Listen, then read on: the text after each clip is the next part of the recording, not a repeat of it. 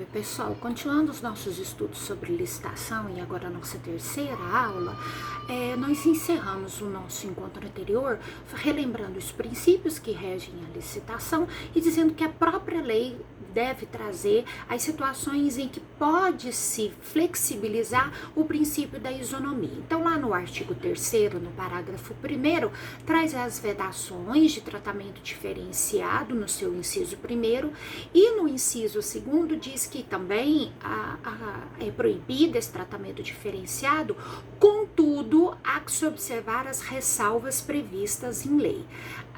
Acerca dessas ressalvas trazidas aqui em lei, nós temos no parágrafo 2º alguns critérios de desempate, ou seja, se aquele bem ou produto foi produzido no país, se é empresa brasileira, se é uma empresa que invista em pesquisa e desenvolvimento tecnológico, há que se observar a reserva de vagas, pessoas com deficiência ou reabilitado da Previdência Social, ou seja, favorece a questão da acessibilidade e o sorteio previsto no artigo 45, parágrafo 2º.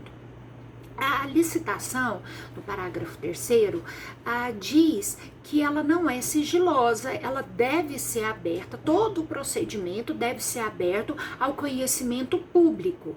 Contudo, as propostas serão entregues lacradas e serão abertas no momento do certame licitatório. Então, todas as etapas são públicas, contudo, as propostas são entregues lacradas e só podem ser abertas no momento do procedimento licitatório propriamente dito.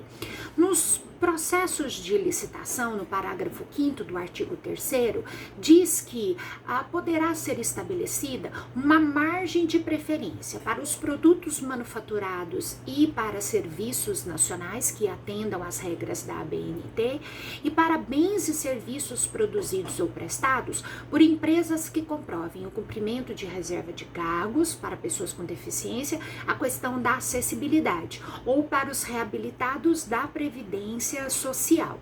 Então, a legislação, ela traz os critérios de preferência, mas são critérios rígidos. Percebam que o administrador, ele não vai utilizar critérios de preferência pessoal, é a margem de escolhas previstas dentro da própria lei.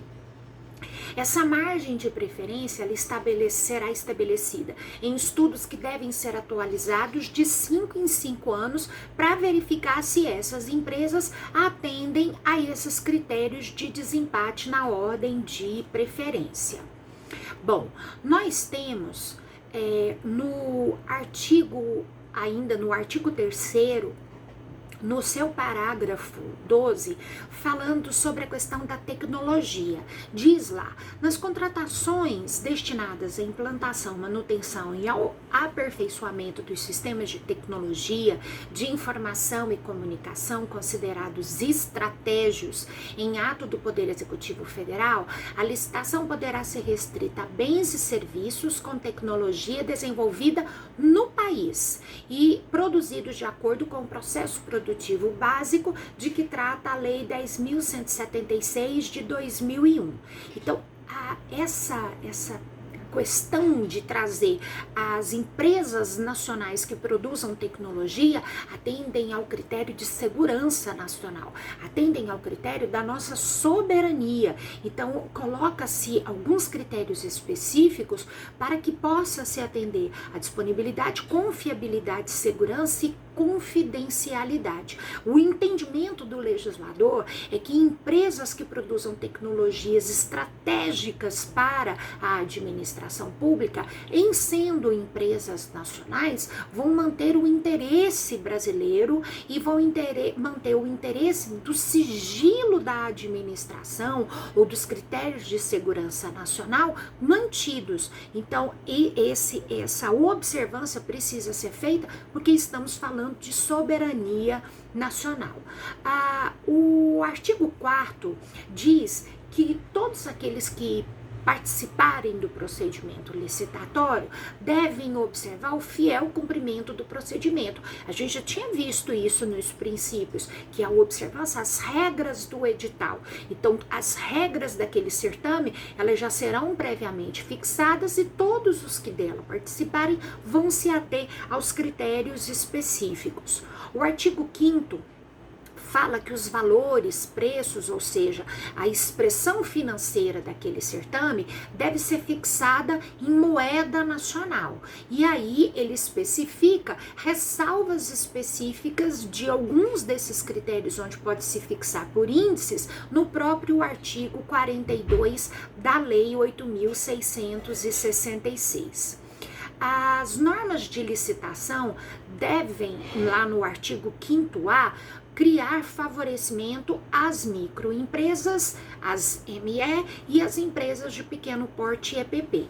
Então, nós já havíamos falado sobre essa questão do empresariado, do desenvolvimento, de fortalecer as empresas nacionais que começam pequenas e que precisam de incentivos para ganharem força e sobrevivência na competitividade do capitalismo. Então, percebam que o artigo 5º-A, ele traz essas possibilidades de favorecer esse pequeno empresário que precisa de instrumentos de fortalecimento. Bom, no artigo 6º da Lei 8.666, traz quais são os critérios ou quais são os serviços. Isso mesmo. Quais são os serviços que podem ser contratados por meio da licitação? Então, diz lá, inciso 1º do artigo 6º, obra, que é construção, reforma, fabricação, recuperação ou ampliação, serviço, compra, alienação, que é transferência de domínio de bens a terceiro, e obras e serviços e compras de grande vulto, de grande expressão financeira. Essa expressão financeira de grande vulto é considerada acima de 82 milhões. Então, quando essa obra ela tem essa expressão, ela é considerada uma obra de grande expressão de vulto. Bom, nós temos também o seguro garantia, que é quando as empresas que vão oferecer o fiel cumprimento da execução daquela licitação e dos procedimentos contratuais que forem fixados pós-licitação, a execução direta, que é feita pelos órgãos e entidades da administração por seus próprios meios, execução indireta, que é quando ela contrata terceiros. E aí, na execução indireta, nós temos a empreitada por preço global, onde se contrata uma única empresa para fazer toda a obra, as empreitadas por preço unitário e a tarefa empreitada integral, projeto básico. E aí a lei vai trazendo as especificidades de cada uma delas. Projeto executivo, administração pública, a administração. Então, todos os incisos aí, eles vão trazendo a classificação do que pode ser realizado dentro daquele certame licitatório.